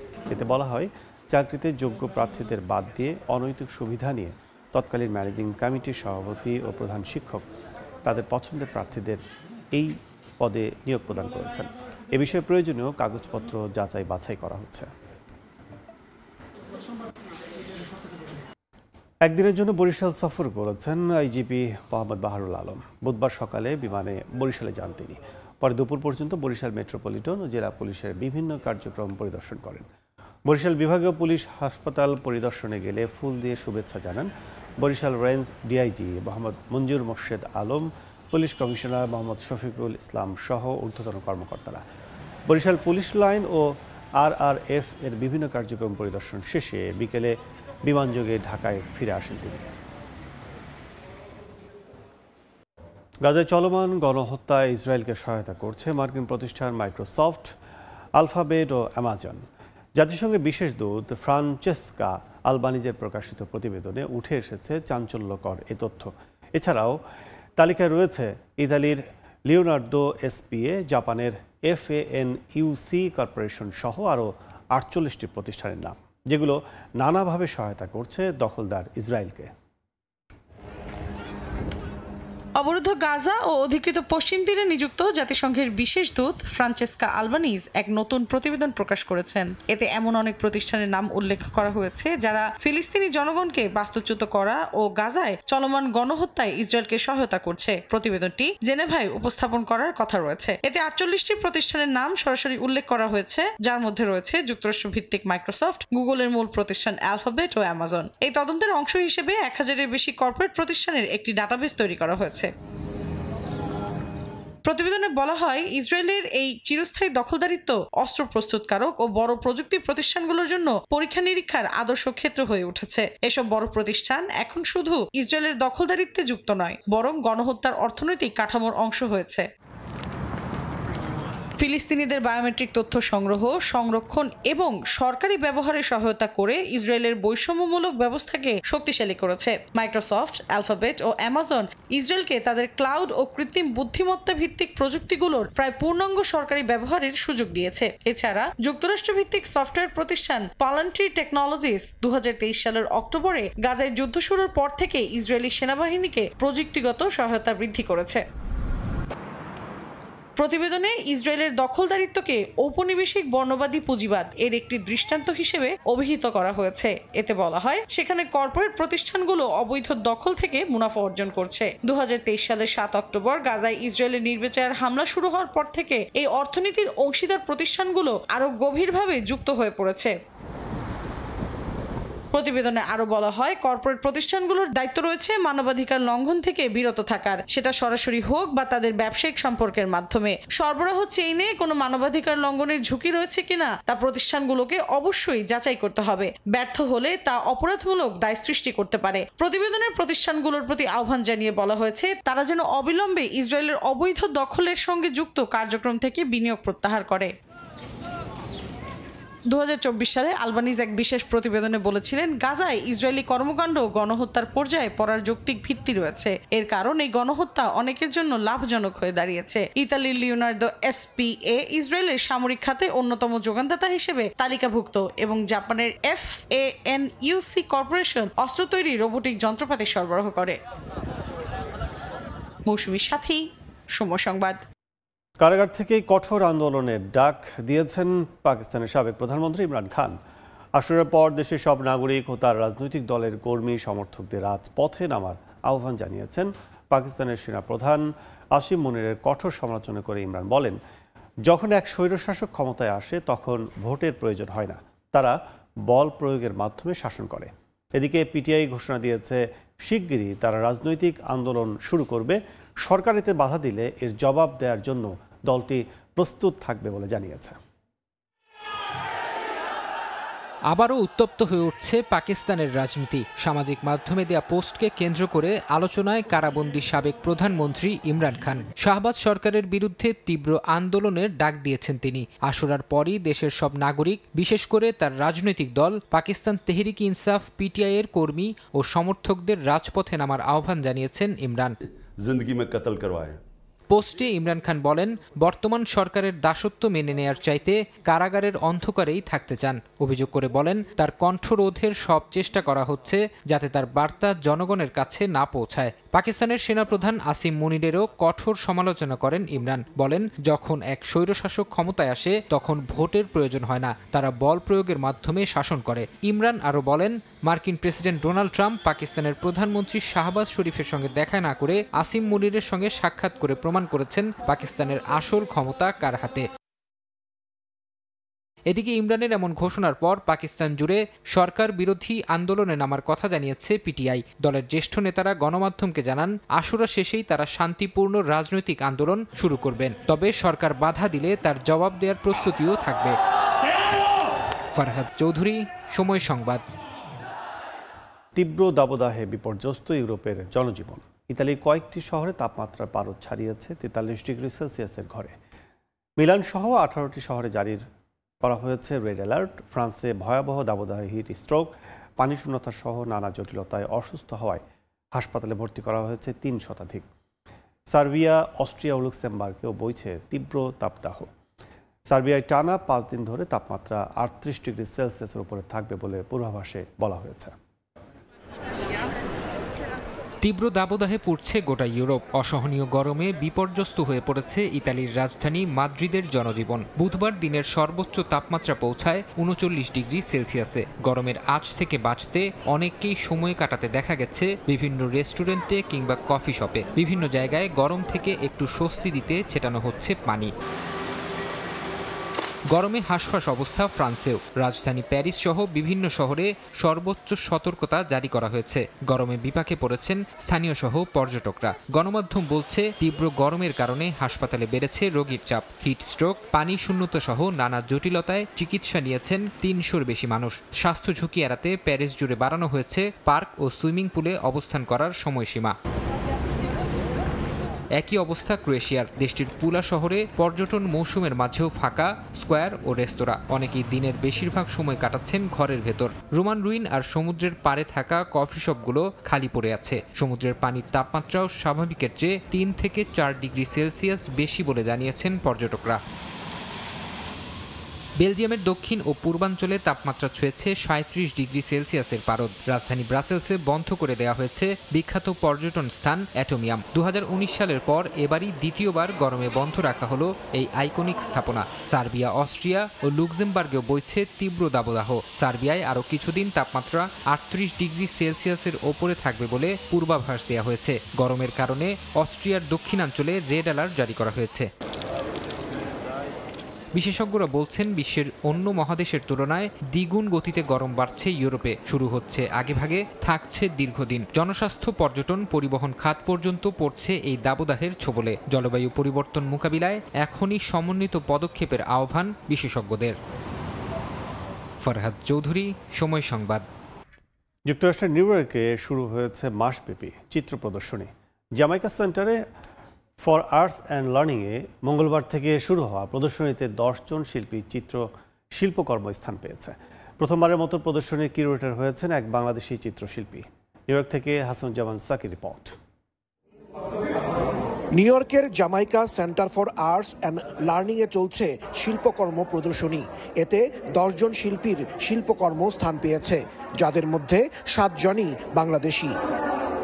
মঙ্গলবার প্রদর্শনীর উদ্বোধন হলে দুটি গ্যালারিতে ভিড় জমে শিল্পপ্রেমীদের। বাংলাদেশি এক চিত্রশিল্পী প্রথমবারের মতো এই প্রদর্শনীর কিউরেটর হয়েছেন।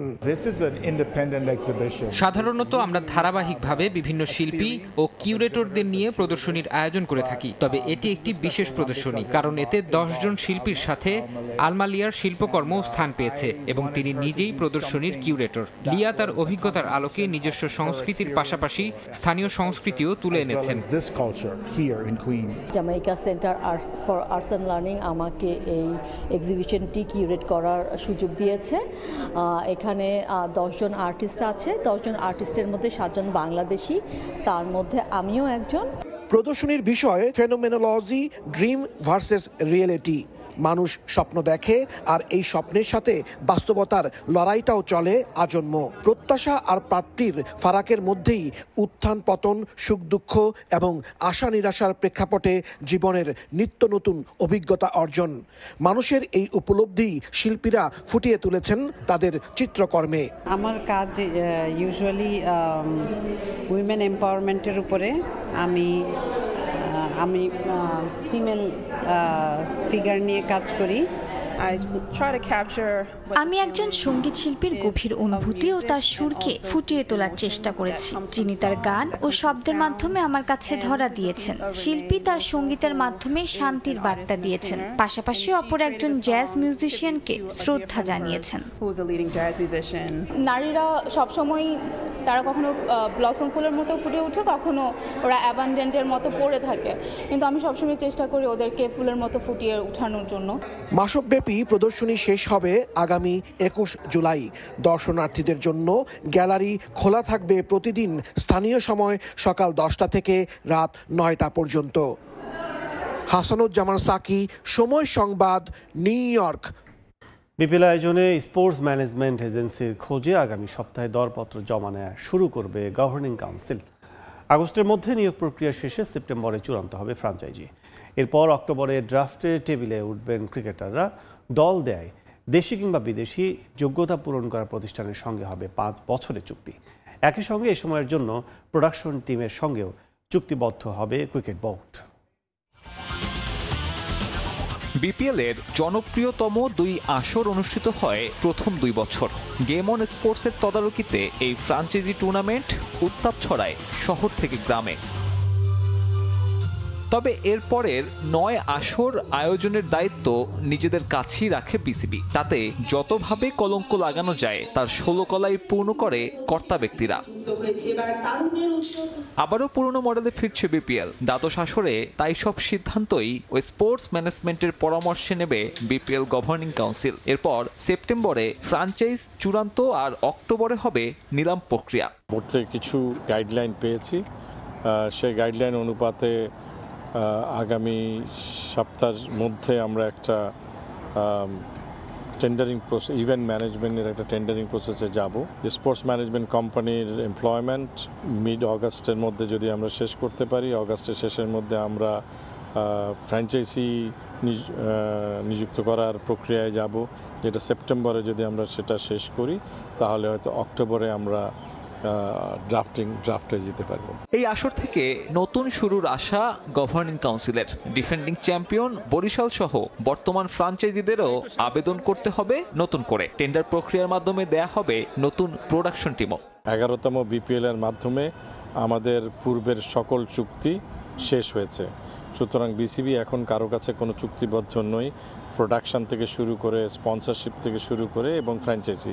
সুতরাং আমরা এখন একদম বেস লেভেল থেকে শুরু করব। সো নতুন ফ্র্যাঞ্চাইজিতে যারা অতীতেও ছিলেন তারাও অ্যাপ্লাই করতে পারবেন, যদি না তারা কোনোভাবে ডিফল্টার হয়ে থাকেন। 3 সদস্যের গভর্নিং কাউন্সিল বড় করা হবে আরও। আইনগত বিষয়সহ সামাজিক যোগাযোগ মাধ্যম দেখাশোনায় লোকবল নিয়োগ প্রক্রিয়া চলছে। ভেন্যুর ভবিষ্যৎ নির্ধারণে মাঠ পর্যায়ে করা হবে অডিট।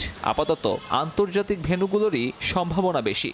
বগুড়াতে আন্তর্জাতিক খেলা হয়েছে, খুলনায় আন্তর্জাতিক খেলা হয়েছে, বরিশাল যদি তার মধ্যে শেষ হয়, বরিশালেও মাঠটার প্রক্রিয়ায়, ডিজাইন প্রক্রিয়ায় সকল মানে স্থাপনা আছে, কিন্তু এটা যদি শেষ হয়, কারণ মাঠের কাজ চলছে, এটা শেষ হবে কিনা আমরা জানি না। রাজশাহী যদি সেটা সময় মতো পূরণ করতে পারে তাহলে তারাও কনসিডার হবে। ডিসেম্বর জানুয়ারিতে মাঠে গড়াবে বিপিএল এর পরের আসর।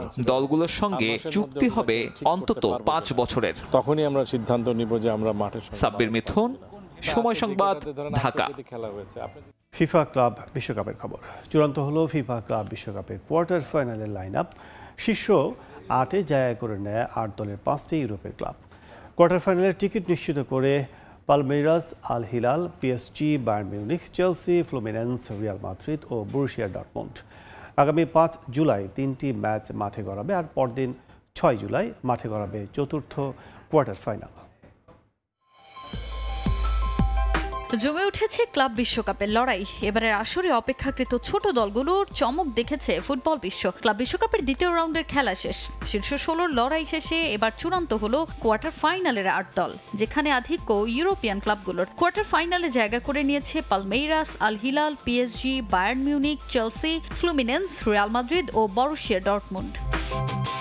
বোতাফোগোকে 1-0 গোলে হারিয়ে কোয়ার্টার ফাইনালের টিকিট কাটে পালমেইরাস, আর পর্তুগিজ ক্লাব বেনফিকাকে 4-1 ব্যবধানে হারিয়ে শীর্ষ 8-এ জায়গা করে নেয় ইংলিশ জায়ান্ট চেলসি। এই দুই দলের পর ইন্টার মায়ামিকে দাপটের সঙ্গে হারায় পিএসজি, ফ্লামেঙ্গোকে 4-2 গোলে হারিয়ে কোয়ার্টার ফাইনালে ওঠে বায়ার্ন মিউনিখও। রিয়াল মাদ্রিদ 1-0 গোলে হারায় ইউভেন্টাসকে, আর মন্টেরের বিপক্ষে 2-1 ব্যবধানে জয় পায় বরুসিয়া ডর্টমুন্ড। কোয়ার্টার ফাইনালের টিকিট নিশ্চিত করে আল হিলালও।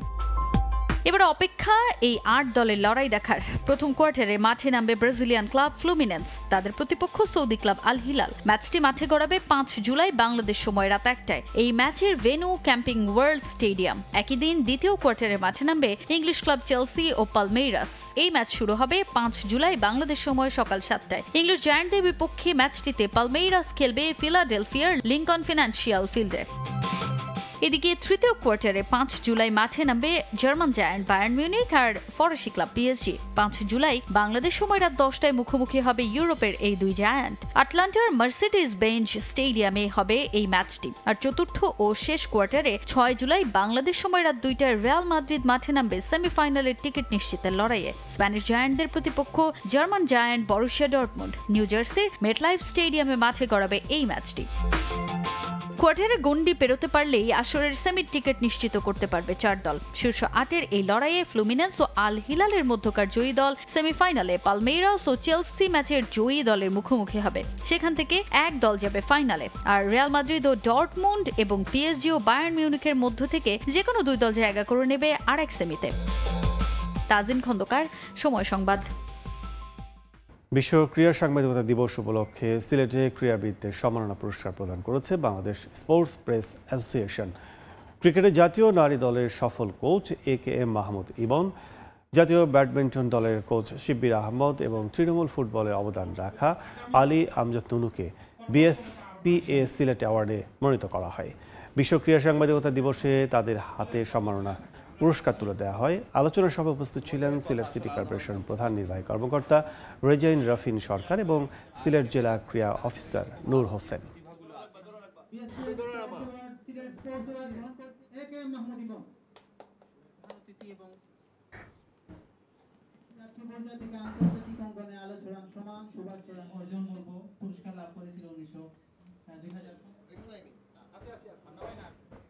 এ পর্যায়ে শীর্ষ সংবাদগুলো জানিয়ে দিচ্ছি আরেকবার।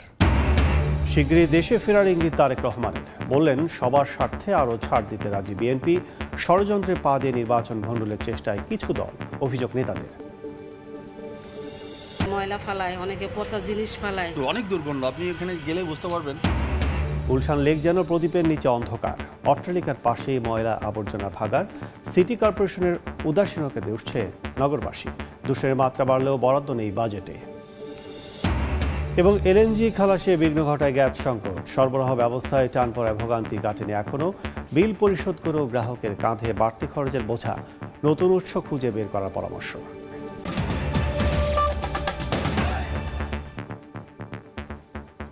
এই ছিল ভোরের সময়, সঙ্গে থাকুন সময়ের।